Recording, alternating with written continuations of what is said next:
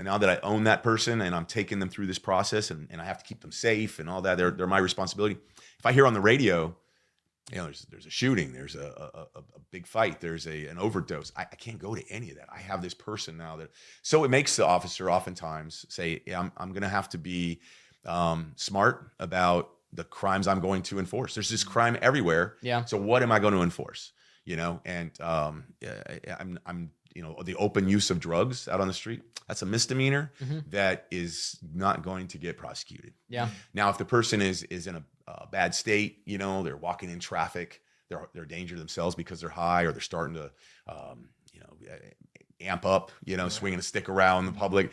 Well, yeah, I got to go stop them from harming somebody, harming themselves. So I will take them somewhere, maybe to a detox facility that maybe is a little faster than jail. But boy, this is a really long answer. Sorry, but back to the cops. Good. So the number of cops is way under what it needs to be to handle these problems. But I would say that a couple things.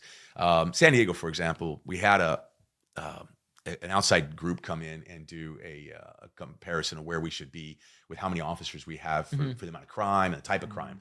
And this is like 15, 16 years ago. And this was before fentanyl and ghost guns and the homeless crisis. And they were saying we need 2,400 cops. And we're down, I think, right below 1,800 right now, right at 1,800. Wow.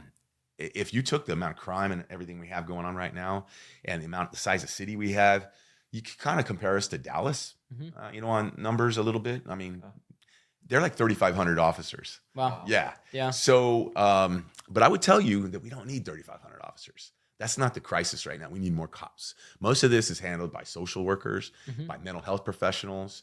And I would also tell you that once we are able to implement a good plan like I want to do for the homeless crisis, and the officers aren't going from homeless-related call to homeless-related call to homeless-related call all day long, overdoses, a guy checking door handles in the area, a naked guy with a machete. These happen all day long. That's 85% of the calls the officers are going to. Wow. So we can get that off the board. Yeah. Well, then maybe we can do all right with 1,800 officers. Yeah. I think that we would re-examine it at that point. Maybe we need 2,000.